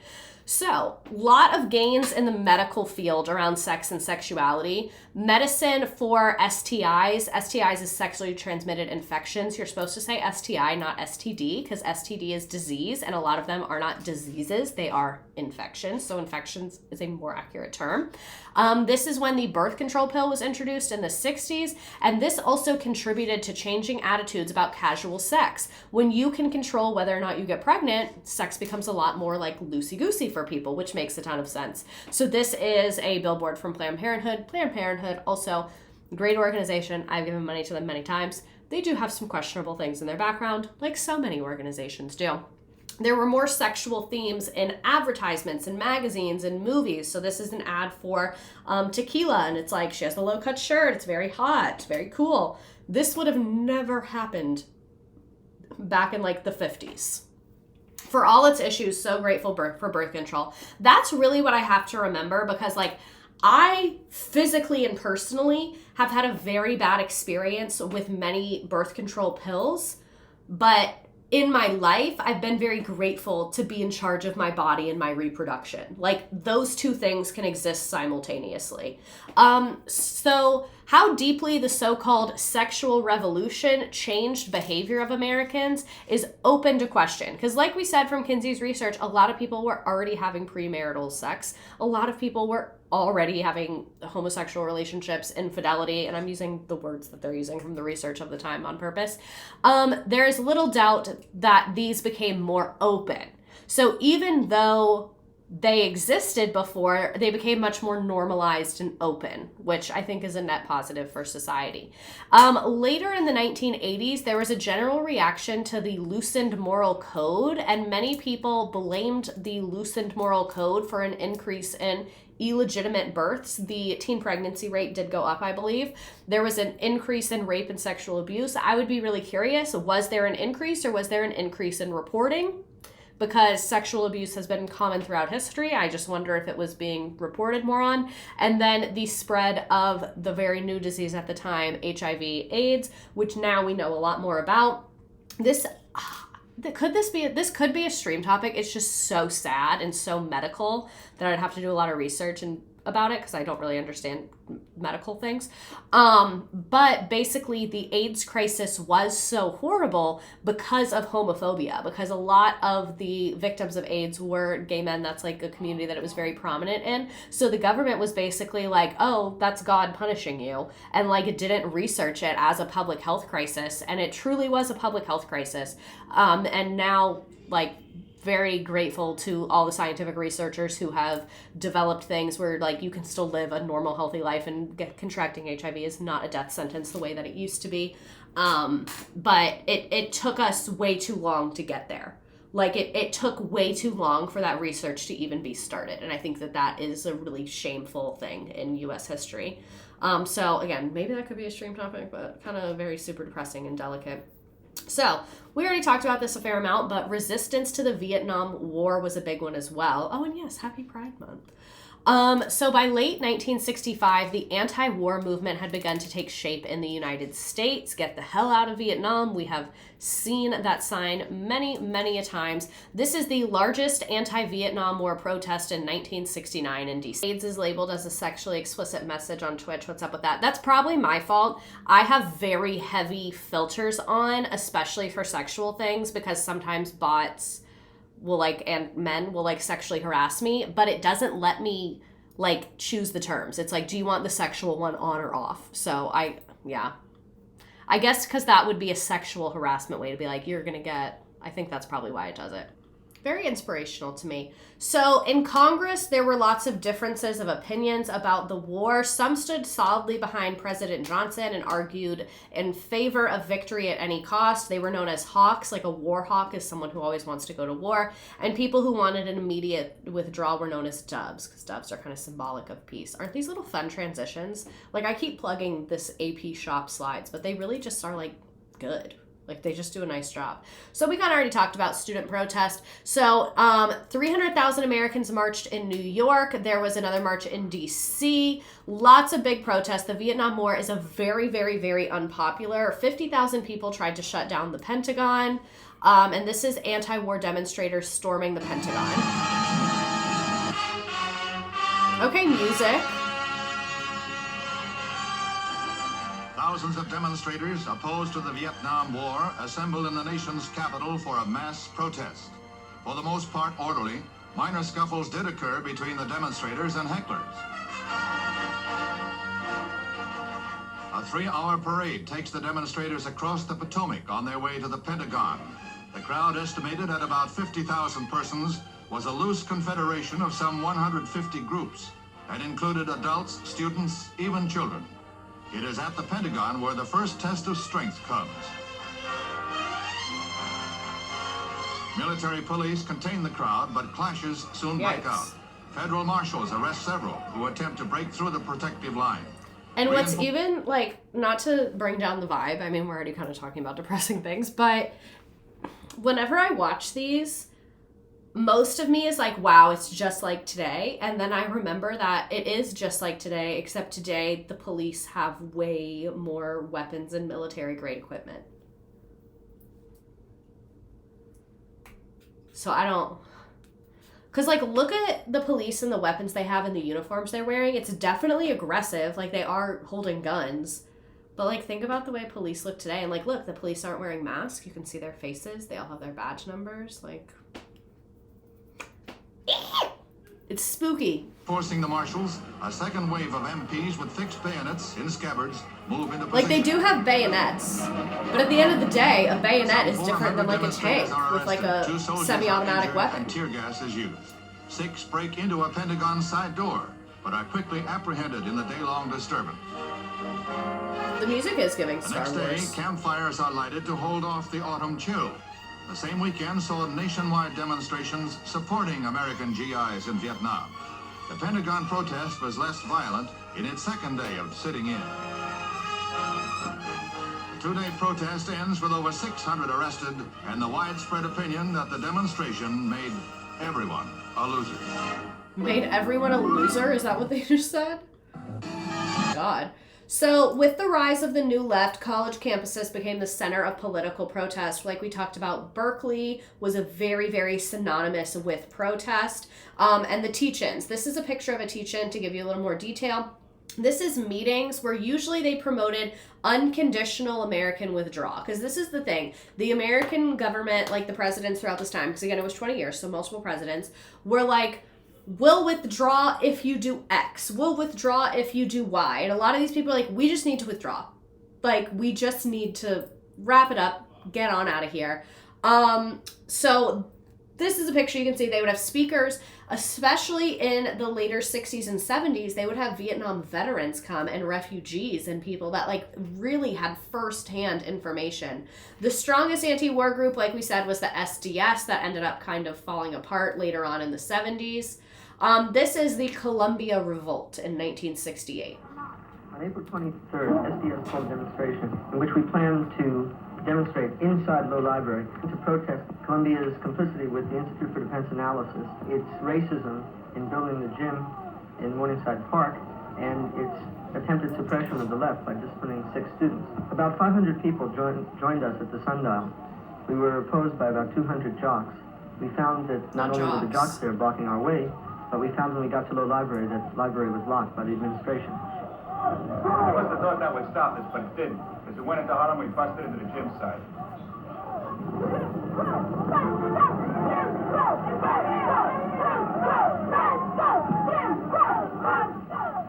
The pigs called in reinforcements. Now we have fake police and ski masks and Hakas and Honda Civics running down minorities for bounty. God, such a depressing time.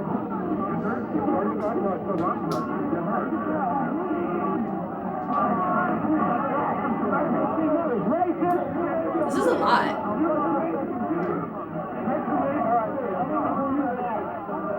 I hate when the police hit people with those sticks. I don't like that. That makes me very uncomfortable. I'm not a fan. So lots of college campus, like suppression of free speech, police being weaponized against students. Kent State happened around this time, if you know what that is. We talked about it in my Vietnam War videos. There's like a million of them. So, draft resistors. They had a lot of demonstrations where they would burn their draft cards. A lot of people also felt like the draft was very classist, is I guess the best word I could use, because like if you were someone like Donald Trump that could like pay a doctor to be like, you have bone spurs, you could get out of it. If you were in college, you could get out of it. So a lot of wealthier men were like, oh, let me go to law school, let me go to medical school, because like they had the means to do that. So a lot of the people that ended up being forced to serve were poor. It was a much higher percentage minority than white population. If you look at like minority means like less than 50% of the population. So if you look at the numbers, it was skewed. Like, it was not being, people were not, I don't think the draft is ever okay, but they were not being drafted in an equitable or fair way, which upset a lot of people naturally. And former Olympic boxing lightweight heavy gold medal winner Muhammad Ali refused to take the oath of induction into the army after being drafted. He was drafted. Big famous person getting drafted. They did the draft differently at different points in time because again, 20-year war. So I'm not 100% sure how they were doing the selection when he was drafted, but he was drafted. He had converted to Islam and was a part of the Nation of Islam. And he basically said, I'm not going to go to the war for religious grounds, saying that he could not participate in a war that conflicted with his faith. And his quote was, I ain't got no quarrel with them Viet Cong. Again, Viet Cong is like kind of a slur. They're referring to the National Liberation Front, which was the communist uprising in the South, a lot of whom U.S. soldiers were fighting against, especially in the mid-60s. And so another very common sentiment, especially among black men being drafted, was Viet Cong never called me no N-word, which, good point. Very good point. So he had moral and political opposition to the war. He said the war was unjust and racist. He said that African Americans were being sent to fight and die for a country that denied them civil rights. Again, this is 1967, so right during the civil rights movement. He linked his anti-war stance with the broader civil rights struggle, criticizing the hypocrisy of fighting for democracy abroad while suppressing it at home. Because you're saying like, Mr. Redacted is lit right now. They're playing video games. I think they're winning. He is having fun. Y'all can hear that? Oh my God. Because I guess in the other setup, it was louder to me, but I think the way like it's positioned with the microphone. So anyway, because the U.S. is being very hypocritical during this time. The U.S. is being like, we have to go to the south of Vietnam to like support democracy and support free speech and support capitalism. Like that's the messaging they're giving. But then at home, you're drafting your citizens. You're not letting people speak out. You're suppressing free speech. So like, what are you even fucking talking about? So after refusing to be inducted, he was arrested and stripped of his boxing titles and banned from boxing. In June 1967, he was convicted of draft evasion and sentenced to 5 years in prison and fined $10,000 and had his passport revoked. They were not playing. Yikes. Because keep in mind, he's a famous figure. So they wanted to kind of use him as an example. Like, we will punish the fuck out of you. Because I'm sure a lot of his fans watched and were like, oh my God, I should do that too. Like, he's an inspiration to people because this is an inspirational thing to do, to like take a stand in this way. He remained free on appeal and did not serve prison time, but was unable to box for over 3 years during his prime. This was highly controversial and was very polarizing. Many people said he's unpatriotic. They really did not like this, especially the conservative side. A lot of people saw him as a hero. So he became a symbol for resistance in the growing anti-war movement. So later vindication, later on in 1971, they unanimously overturned his conviction, ruling that his conscientious objector status had been improperly denied. You can be like, I'm a conscientious objector, which is exactly what he was trying to do, saying, I will not fight for a religious reason, a personal reason, which like is a legal thing to do. A lot of them really get harassed, and sometimes they make them do like non-violent military positions like cooking and cleaning and stuff. So like I'm not going to tell you it's like an easy out, but that is a legal option within our legal framework. And again, I'm against the draft because I think it goes against consent and all those things, but there is a legal way to, I don't want to say get out of it, but you get what I'm trying to say. But by this time, public opinion on the war had also shifted significantly. Much more people became against the war because now we're starting to hit close to that 20-year mark. So people are like kind of fucking over it. So his reputation did begin to recover, but very, very polarizing. Gets 5 years. Because I think Muhammad Ali, he changed his name when he converted. And I think maybe Clay was like his like government name originally. I've always just known him as Muhammad Ali though, but I also don't know anything about sports. So by 1968, there were about 10,000 draft resistors, people unwilling to serve. A lot of them fled for Canada. Like that one guy was freaking the fuck out at lots of hippies in Canada. And the nation's youth became increasingly divided as some chose to fight for the United States and Vietnam, and other people sought deferments to go to college. Because you could be like, oh, I'm in college, I'll go later. And then people would just like keep going to college. And then I also think if you got married and had a baby, you could get out of it. So yeah. It's a lot. And like we said, more poor people, more men of color than other groups were being drafted. I met a guy at Walgreens who had a Vietnam War veteran hat on, and he was like really struggling to use the little coin machine. So I was like helping him with it. And he was telling me how he was a teacher and then he got drafted and then he went and fought for like 2 years or something. And then he came back and they wouldn't rehire him because he came back like not at the beginning of the school year. And they were like, oh, we already filled that position. Like, sorry. And he just didn't get his job back. And he was like, that literally was illegal. Like, they were supposed to hold your position for you if you got drafted. Like, they were supposed to. But he was like, I just got a job somewhere else. And then he ended up getting cancer because he was exposed to Agent Orange. But now he's cancer-free. I should have him on here. I hope he's doing well. A large number of minorities who could not afford the cost of college responded to the draft and went to Vietnam, like I mentioned. So this is draft dodgers. Raise your right hand and repeat after me. The Army will call up 45,000 youngsters next month alone, nearly all bound for Vietnam. The ultimate decision on who will go and who won't lies with the draft boards, usually made up of wealthy local businessmen who meet in their spare time to hear appeals. What do you find to be the attitude of mind of not draftees wealthy coming local through businessmen? here? Everyone looks Do they pissed. resent going into the armed services, or do they accept it? In the majority of the cases, the men are not enthusiastic to enter the army. Gee, I wonder why. It's not like they're seeing people get shot on You men are television about to and be then they're like, you're going to inducted go into the there. Armed Forces of the United States.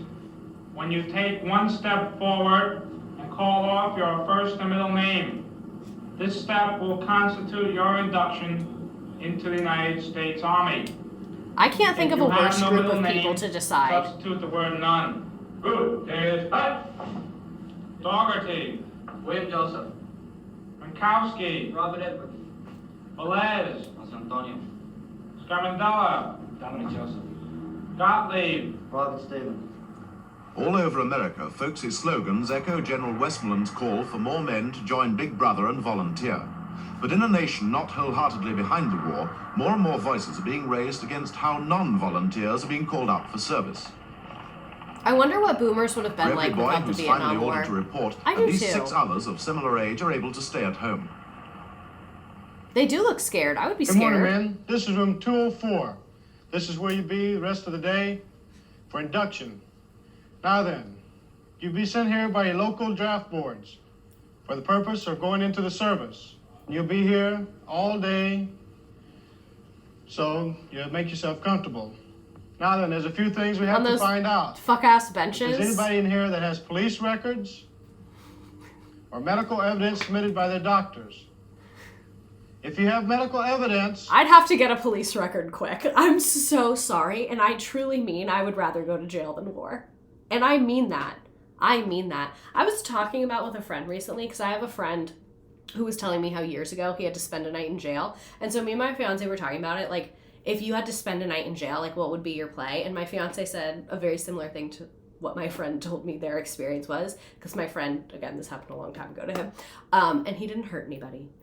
he said, like, he was like, I just kept my head down. I didn't eat anything the whole time. I didn't talk to anybody the whole time. I literally just laid on my bunk and looked at the ceiling the whole 24 hours that I was in there. And he was like, I felt like I'm a bigger guy, so if I just completely minded my own business, no one would really talk to me.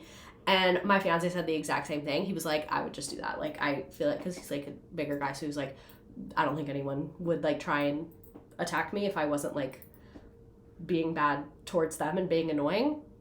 I do not think that that would be the case for me. I think that I have a very specific look, and I like the nails, the lashes, the hair. Like, I think I would stand out a little bit, and I don't mean that in a way that's derogatory towards others. You get what I'm trying to say. So I think I'd have to turn the charm on. I really think, like, I'd have to turn it all the way up. Like, I would have to be building those relationships. I think I could get some, like, social support from being a teacher. I think that might make some people hate me, but I think if I spin it in the right way, like, it could be well. Like, I think I'd have to be networking. That's, like, whoever's in charge and everyone's scared of, like, I'd have to be like, what's up? Like, I'd have to be networking. I would have to rely on the personality factor because, like, I don't know if y'all know this, I'm 5'2", so, like, I don't know how to fight. You can tell I don't. So I would really just have to be like, what is up? Like, I think my play I'd be like, do you want legal advice? I know a thing or two. ABN, always be networking. Always be networking. Really, really horrible. Actually, I wanted to watch a little bit more of this. Raise your right papers. So you make yourself comfortable. Now then, there's a few things we have to find out. You'd love my Twitch class in Is jail. anybody in here that has police records or medical evidence submitted by... They used the draft from 1964 to 1973 and drafted 2.2 million men. 10-year draft is crazy to me. That is so fucking insane. By the doctors. If you have medical evidence, pin it onto the front of your papers. Onto the front of your papers. Now, if you have police trouble, you'll let us know. I'd be like, I have police trouble. So we can take care of you. Not so we can take care of you. If you don't tell us, and you go on into the service, and they find out later, it can make it pretty rough for you. This guy's over it. Cigarette guy, like, he's over it. A complete physical and a written test. As you see on the board over here, it tells you about what you're going to be doing today. You'll be going into service for 2 years. 2 years. That's so long. The main complaint by the critics is that if these young men had been fortunate enough to be students, they wouldn't have been called up at all. Students are nearly always deferred. Gentlemen, you'll be in this room for about an hour and 15 minutes to an hour and a half taking the Armed Forces Qualification Test. The scores you receive in this test will help you. Okay, a lot of these people probably can't read very well because they probably have experienced economic hardships, so they were forced to drop out at a relatively young age. And as if drafting them is not enough, you're gonna make them take a fucking test? What could they possibly get that means you're not going? I'd be like, what's the score for I'm not allowed to go? Because I'll achieve it or lower myself to it. Determine to a large degree exactly what kind of work you'll be doing if and when you're inducted in the Armed Forces. To become a permanent part of your military and selective service record also. Would you guys bomb it or try and do well? I really don't know, because I feel like if you do horrible, maybe they'll be like, oh my god, she's so stupid, she can't fight, let's like put her in the kitchen or a janitor or something. Cool with me. Or they would be like, oh, she's so stupid, put her on the front lines, it doesn't matter if she dies in the first 5 minutes. And then conversely, if you do super well, would it be like, oh my god, you're so smart, we need you out there? Or would it be like, oh my god, you're so smart, we need you in here? ASVAB. Yeah, it determines where you get sent. I know a lot of the kids at my school take the ASVAB. I think this is a slightly different version than the one they do today, but I don't know. And we also feel you should know if you fail this test, and we feel you've deliberately failed the test, you can be inducted regardless of the score you attain on this test. Oh, I guess that answered my More and question. more colleges throughout the country are taking exams to prove that they're too intelligent to be called up. These youngsters are being required to show that they're intelligent enough to be in the army. Many of them don't want to prove the point. And if they do pass the test, there's always the hurdle of the medical exam. I would start coughing. I'd throw up. Until recently, nearly 50% of youngsters eligible for call-up My were ex rejected failed on the medical ASVAB. grounds. I do know Now, the ASVAB, like, you have to get certain scores for certain branches, so I do think you can fail. But, like, if you're drafting people, we can skip the test. Like, let's just skip that part. That's enough. Not the privacy screens, so they don't cheat. I'd be like... The medical requirements for draftees have been lowered to meet the increasing demand for troops. But there's been no lowering of the standards required on eyesight. I'd be like, I don't know. Cal. I bet some people did cut their chief toes. Psychiatrist of the New York Center, if he found many cases of malingering. I would say What's that mean? we see a large portion where the men try to aggravate existing symptoms. Of course, we see sometimes men who invent some symptoms of mental or nervous disorders.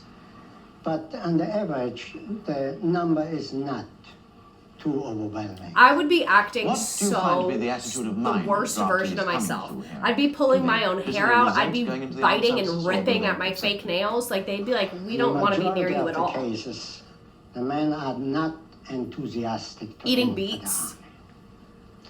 I would be like... Of course, they accept the obligations. Like, pretend that you're this doctor interviewing me, and this is an empty chair. When he was trying to ask me the questions, I'd be like, so, tell me about yourself. Like, I would literally just seem like so unwell while I was there that, like, they'd have to get me out of here. As a law-abiding citizen, but they are not very happy about it. The ultimate decision on who will go and who won't lies with the draft boards, usually They made just up of wealthy look like local assholes, businessmen as if who the need in their cigar spare is time to not hear enough. appeals. They're not paid for the job. Who volunteers for this? The cases they hear Wealthy fall in businessmen. fairly regular categories. The most common ground for appeal is that call-up will bring hardship to a young man's family. Not the wealthy local men again. Can't think of a worse group of people. Oh my god, you're right, the lobotomies, there's no winning. And I see that they're asking for a department for a reason that the family needs you at home. Yes, that's correct, sir. What is the reason for their need? Well, the reasons for the need is because I'm the only member of the family who is able to work right now, and I feel, my family feels as well, that they cannot continue living in the standard they are without my support. What does your family consist of? The draft boards have pretty firm rules to work on. If you're between 19 and 26, you're eligible, unless you can show that you're at college, that you're married with a child, that you have a pregnant wife, that your job is essential to America's war effort, or that your call-up will bring hardship.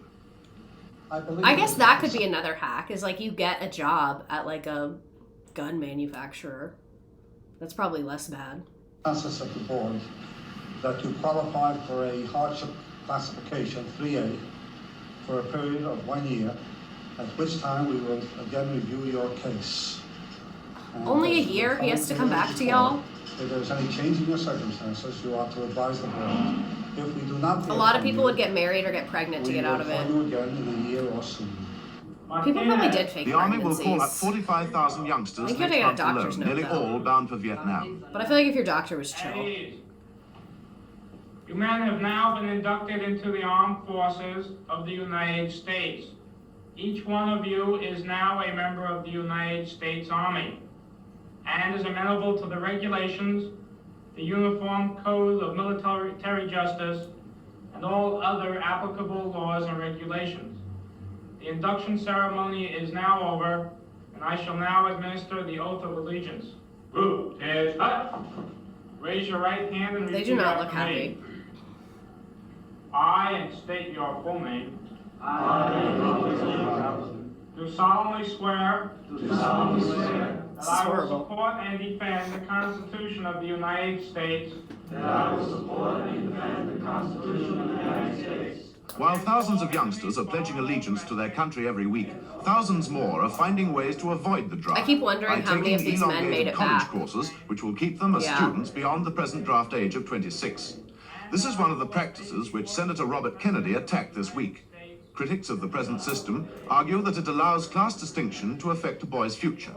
That because a father can afford to keep his son at college until he's 26, he's been given the right to buy his son out of the danger of being called up. The price these men may have to pay is much higher. The Uniform Code of Military Justice. So help me God. So help me God. What does God have to do with this? I'd like to congratulate you men. Oh, congratulations. I hope you will all have a successful tour of duty, and I hope that each one of you will be proud to serve in the United States Army. I wonder if that guy was drafted. The present selection system is under close scrutiny at the moment by a presidential committee. While in Washington this week, both hawks and doves are predicting an escalation of the war after the November the 8th election. As time goes by, the outcry against the recruiting system is likely to get not quieter, but louder. Ugh, really horrible time. I wish we were ending on like a better note. And that's one of the things that's awkward about this topic is it was just like a bunch of small topics together. But, oh good, my shirt's 100% see-through, perfect. I hope that you felt informed by this with dull tone. I hope you don't die in this war you're forced to be in. Because that guy probably has to do this like every week and it probably just gets so depressing after a while. But yeah, I hope that you learned from this. I think what I want to do the next, like, not next week. Next week we're talking about Border Patrol in California. But what I want to do more related to this is the weathermen. That's what's interesting me the most out of all of this. Do we concur about that? What's the other thing that I wrote down? And the Summer of Love. I think those two, I really would like to hit those. And right now I'm reading a book about like weird CIA shit in the 1960s. That's another thing we could talk about. We could talk about that for hours, honestly. I do have a game for you, but before we do that, next week we are learning about California's Great Depression border control. A bunch of people tried to move to California because they wanted jobs, and the Los Angeles Police Department famously established the Bum Blockade, where they turned back migrants that they deemed lacking visible means of support. So, really crazy time that an entire state let the chief of the LAPD like run their state policy. It's actually fucking insane. So yeah, we'll be talking about that next week. Very, very cool. Agreed, the Weatherman was really interesting. I'm glad you loved this stream. Let's go ahead and play our little frickin' game. If you don't know, every week we do a little trivia game about what we learned. It's free. I do not need your email address. I do not want your information. You don't have to put your name in if you do not want to. It's going to ask for your name. Be careful because it might try an autofill. You can put something fun and cute. And yeah, you don't need an account. You don't need an app. You don't need any of that. This reminds me of the OG streaming days. I do want to do more history stuff. I just kind of get burnt out of it while I'm teaching. That's why we're doing a fair amount this summer. So like next week is very history vibes. Let me pull up my schedule and see what else we have coming. I haven't planned super far ahead. Okay, so we have a lot of history stuff coming up. So Great Depression, border control is next week. July 8th is going to be kind of a part 2 to this. We're going to do society in transition. It's basically like the conservative backlash to the counterculture of the 60s. So that'll be another, like, we'll cover a lot of stuff high level and then see where we want to go from there. So yeah, I think that'll be a good one too. And then I don't have planned beyond that. Help, it takes me to the slides and not the game. No, you're correct. I'll put it to the game now. That's me. I control it. There you go. Let me pick one. Do they have anything fun themed? They usually don't do anything over the summer. Also, I just want to say, I made one of my favorite dinners tonight, but I bought the wrong kind of tomatoes, so it wasn't as good, and I found that really upsetting. We're going to do the jungle one, because I like the music from it. There you go. Now it'll let you do your little game. I fixed it. Enjoy. I'll put the directions back on the screen. This was a good stream. I was feeling like very distracted going into it.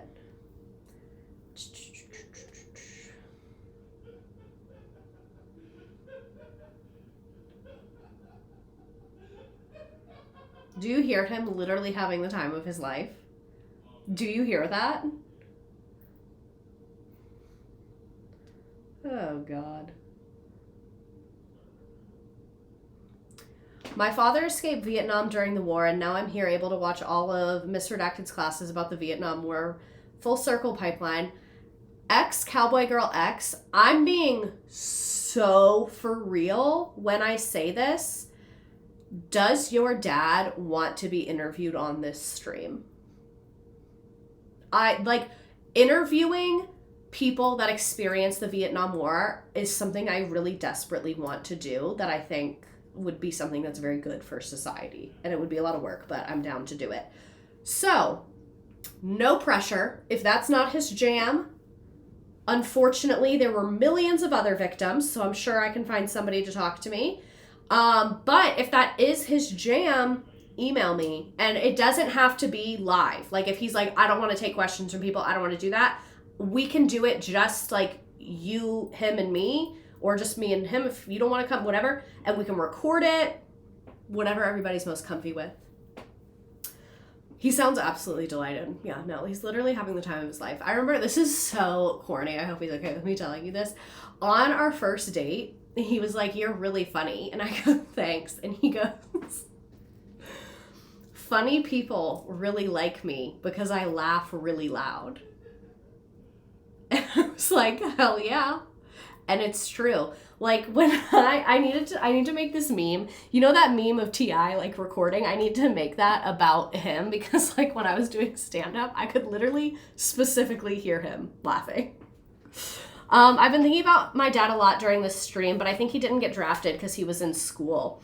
My dad almost got drafted but didn't. He almost got drafted at the end. Like, they changed it to a number system where like basically each birthday was ranked, and they were like about to get to his birthday relatively soon, and then the war ended. So like it was getting spooky, he said, for a while. And like my dad, he would say this out of his own mouth, so I don't mean this as an insult. He's not really like a war hero fighting type. Like, think about, now he's very tall, but when he was that age and when he was graduating high school, he was not very tall. We both have glasses. Like, he's more of just like a fun, cool, chill guy. Not really like a, oh, let's go. Like he was in Beta Club, is what I'm trying to say. Oh yeah, there's a lot of people on the game tonight. Mr. Redacted was your biggest fan from the jump. What can I say? Also, I know y'all probably kept seeing me look over here. There were kids playing outside on their bikes, and I think that that's incredibly precious. And they were by themselves, but I'm sure they live in one of the houses, like on this block. There's like not a roundabout, but there's like a grass thing. And they're like riding circles around it, and it's very wholesome to see them not on technology. But I was also like keeping an eye, because sometimes people drive way too fast in this area. And so I was just like, everybody's having fun, not getting hit by cars, right? We're all good? All right. I'm going to go ahead and start the game. If you have not joined yet, it will still let you join, and the code is at the top. God, the music is so good.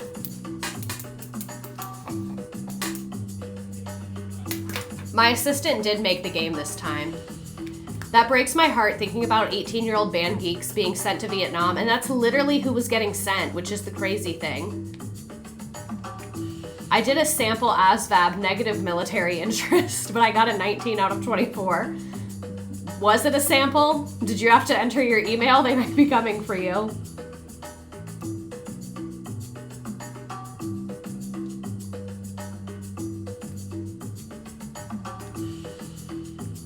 Oh, I guess Berkeley was a good answer, but that's a school, not a neighborhood. Kind of a trick question. Sorry about that.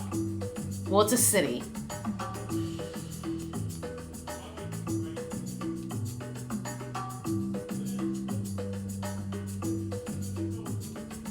I want a poke bowl. It sounds really good right now. I'm still mad about my dinner, but whatever, I guess. Okay, now he sounds mad. It seems like they're fighting. The girls are fighting!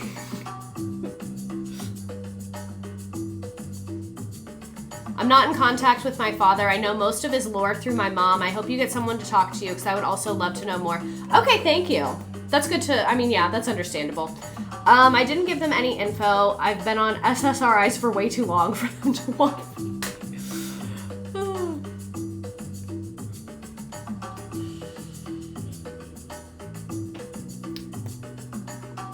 Tonight was a good stream, a nice little hodgepodge of information. Ugh, my nose is itchy. I think it's because I was outside after the grass was cut. I just got a bird feeder, but none of the birds are coming to eat the food. How long does it take for them to realize it's there? It's been 2 hours. I literally put it there. So I guess it's been 4 hours because I put it there at like 6. Or no, it's 9. It's been 3 hours.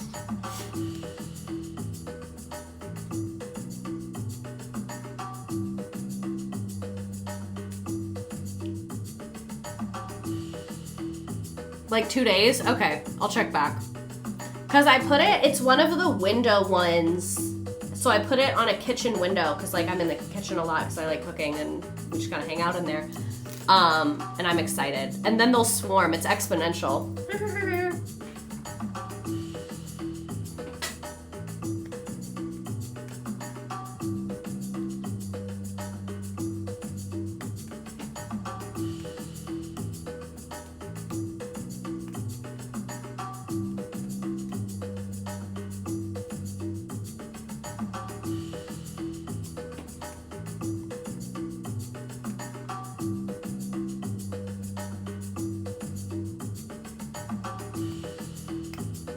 I'm about to turn 34 and unfortunately getting really into birds. I feel it happening to me. It's gonna happen. I'm turning 28. I guess not for a while, but I'm sorry you clicked the wrong one.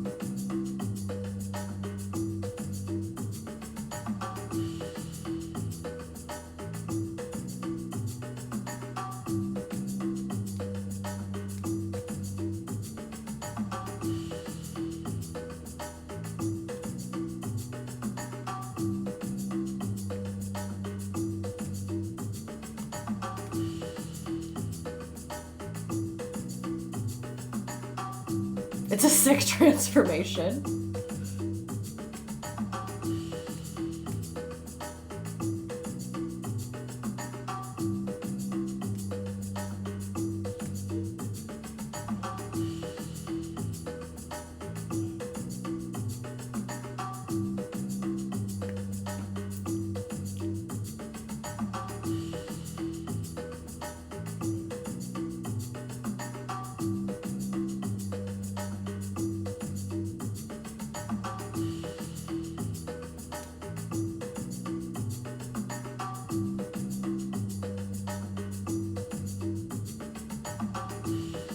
My great-grandma had a friend that was a switchboard operator in World War I and was one of the only female veterans of her generation. Kind of crazy to think about women's roles in the military over the years.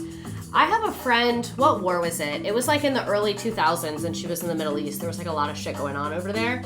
And she was one of like the first women in combat and she said they like literally wouldn't let them do anything.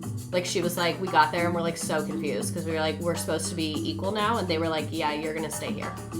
And she said her job was to like go talk to the women in the town and like build relationships. And she was like, well, I don't speak that language. And they were like, you guys can like talk about periods or whatever, it'll be fine.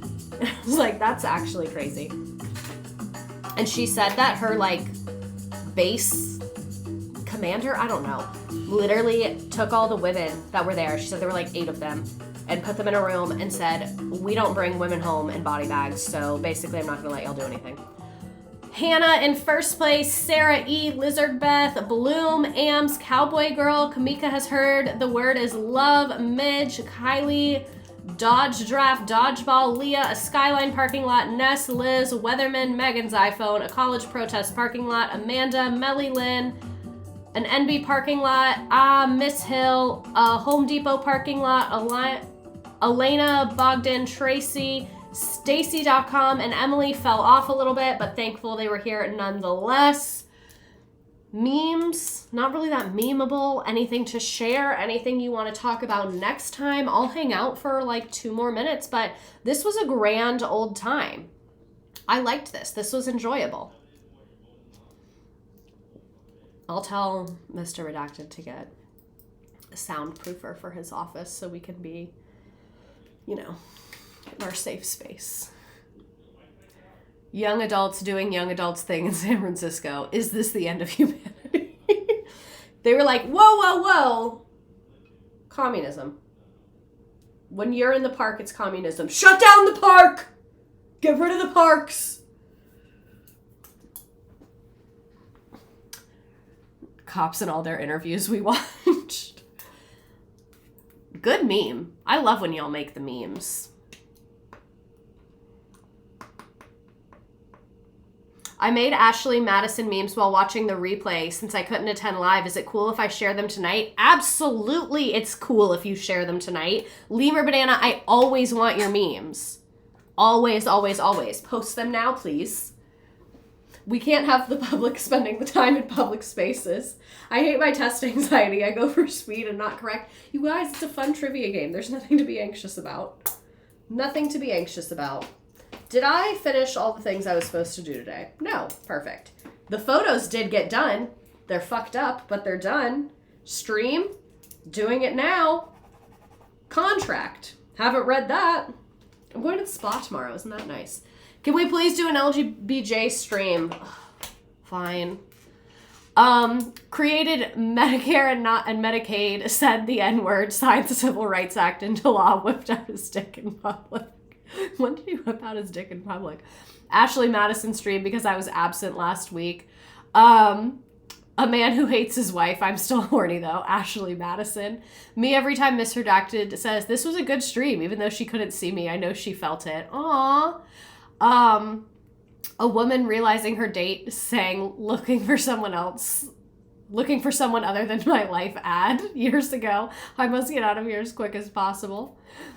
Ashley Madison users who value thrill over decency. Leave your spouse in a mature way or draw 25.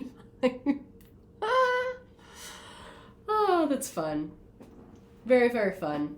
This has been a fun first stream for me. Really glad I could hop on. I'm glad you were here. I hope you come back. Thank you so much for acknowledging my Ashley Madison stream. I was so sad to miss it because I knew it would be funny AF. I hope it lived up to the hype. You were missed. You carried the chat many, many nights. Alrighty. This was a grand old time. I will see you next week. What was I about to say? I do have a bunch of family coming in town after next week. So I might be kind of like lazy, not lazy, but like busy on posting. Tuesday I'll still be here. Everyone's getting here Wednesday, I think. So yeah, I might just be a little harder to find next week. So please come to stream because I will be there for that. Have a great night. I will see you next week. Love you so much. And yeah, I'm excited to do more on these topics later.